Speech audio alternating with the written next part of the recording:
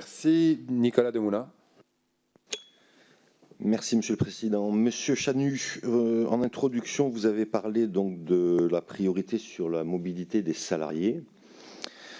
J'ai quelques petites questions, et si possible, si je peux avoir des réponses cash du banquier, ça serait très bien. Il y a souvent des oubliés dans des mesures, et les oubliés, c'est souvent les PME, les TPE.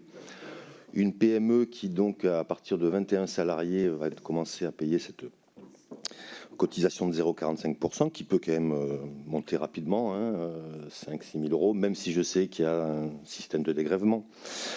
Moi, j'aimerais bien savoir exactement, parce qu'aujourd'hui, la baisse du chômage, je pense qu'on est tous d'accord là-dessus, elle est liée au dynamisme, surtout des PME et des TPE. Les besoins en mobilité, c'est souvent les TPE et les PME, puisqu'il est plus difficile de s'installer dans des zones centre-ville. Donc, aujourd'hui, votre budget, c'est un quart, si je ne me trompe pas, un quart de votre budget est donc reversé aux aides aux salariés. 887 millions. Est-ce que vous pouvez, s'il vous plaît, m'annoncer un chiffre dans ces 887 millions, combien correspond à l'aide aux petites PME de moins de 50 salariés? Merci.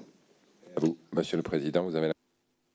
Avant de passer la parole au banquier, sur la mobilité PME-TPE, avant que je passe la parole à Bruno, simplement vous dire que ça a été un des premiers soucis chez nous et que dans le cadre de la réforme, on a mis fin à des pratiques qui pouvaient exister avant, de clientélisme entre guillemets, mais c'était tentant. Quand vous êtes en concurrence pour la collecte de la taxe, c'est vrai qu'une grosse entreprise qui vous donne beaucoup de collecte et qui en face veut un retour par rapport à cette collecte était en position de force et quelquefois il en manquait un tout petit peu pour les PME, TPE. Aujourd'hui, on est dans une approche beaucoup plus globale et donc ça a permis, me semble-t-il, d'éviter cette forme de clientélisme stérile. C'est qu'on répond à la demande, aux besoins, quelles que soient les tailles d'entreprise. Il faut reconnaître aussi qu'il y a des demandes de mobilité plus fortes, quelquefois, dans les grosses entreprises, surtout dans les zones tendues. Mais par contre, sur les PME, TPE, bien que, je vous rappelle, les entreprises de moins de 20 je dis une bêtise, Bruno, ou pas? De moins de 20 ne cotisent pas. Hein, tu y vas. Nous, on a un service qui est pourtant universel. Bruno. Alors, sur la partie purement financière, les entreprises de 10 à 20 ne participent pas à l'APEC et je rappelle que nous avions un accord qui a été rompu par le gouvernement de M. Valls à hauteur de 133 millions d'euros. C'est important de le rappeler puisque nous avons maintenu, nous, nos enveloppes pour le service aux salariés. Donc, une compensation, en fait. On avait une compensation de 10 à 20, 133 millions par an qui nous était reversée par l'État lorsque, sous le gouvernement Villepin, il avait été décidé de ne plus faire cotiser les entreprises de 10 à 20. Et ça, on se l'est fait sucrer il y a 2 ans. Voilà, donc on a maintenu les services.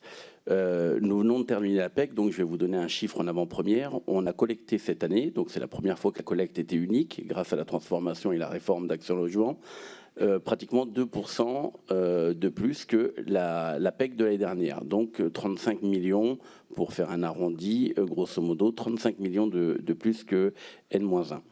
Ce qui est une vraie performance. Lorsque, et le président Chanu l'a souligné, lorsque vous êtes dans une transformation globale d'une structure aussi grosse que celle d'Action Logement.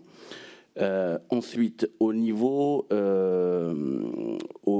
des pourcentages de destination finale des produits, pratiquement 83% des entreprises qui participent à la PEC ont moins de 50 salariés. Donc, qui sont des chiffres plutôt classiques en France, sont les chiffres que vous allez retrouver au MEDEF ou sur des grosses structures patronales. Il ne vous a pas échappé que des ETI en France et des très gros groupes, il y en avait de moins en moins. Donc, cela pèse lourd, en effet, puisque le nombre, pour répondre à votre question avec précision, le nombre de services est à peu près de 50-50. Donc, la moitié de nos services sont rendus aux grosses entreprises. Cependant, ce qu'il faut impérativement souligner, c'est que une entreprise d'une vingtaine de salariés, sauf si c'est un métier très spécifique avec des salaires très élevés, verse à peu près 2 à 3 000 euros. Vous l'avez dit de façon très claire. Les plus grosses entreprises françaises versent plusieurs dizaines, je dis bien plusieurs dizaines de millions d'euros. Donc il est logique et normal qu'il y ait une répartition qui soit faite en proportion des services, une répartition des services qui soit faite en proportion de l'effort qui est réalisé sur le financement. Ce que Jacques Chanu a dit de façon très claire, c'est que cette réforme, et ça a été l'objet, nous sommes arrivés dans ces structures en 2015, pour être très clair, le premier effort qui a été fait, c'est de regarder tous les écarts, je ne dis pas excès, je dis tous les écarts qu'il y a pu y avoir. Et aujourd'hui, je vous assure qu'il y a un contrôle extrêmement précis de tout ça, ce qui a valu d'ailleurs au président du groupe quelques remarques sympathiques de patrons de gros groupes en disant « vous avez mis à la tête de la banque, pour ne pas dire et des services, un mec pas toujours très facile, mais je vous garantis qu'en termes d'éthique et de transparence, on est hyper au carré. » Je vous encourage simplement à continuer parce que je vous assure que beaucoup de PME ne vous connaissent pas. Si, Monsieur le Président, je peux me permettre de simplement vous dire qu'il existe tout un tas de systèmes d'aide à la mobilité, mais d'aide personnelle aux salariés à la mobilité. Et c'est ce que vous venez de dire, c'est que les salariés des PME ne le savent pas, ce qui fait que ces aides-là, qui sont des aides personnelles, sont surtout en fait activées par les grandes entreprises où ils ont un DRH qui savent que ce qui existe et compagnie. Donc on a un problème de lisibilité, mais très sincèrement, la réforme nous aide aussi à ça. Quand vous aviez 120 noms ou même 22 noms, que vous en avez plus qu'un, j'ai la naïveté de croire que c'est plus facile de faire connaître des choses lorsqu'on peut décliner tout ça de manière identique sur l'ensemble du territoire et où on demande à nos organisations syndicales, mais aussi à nos organisations patronales, d'en faire la promotion.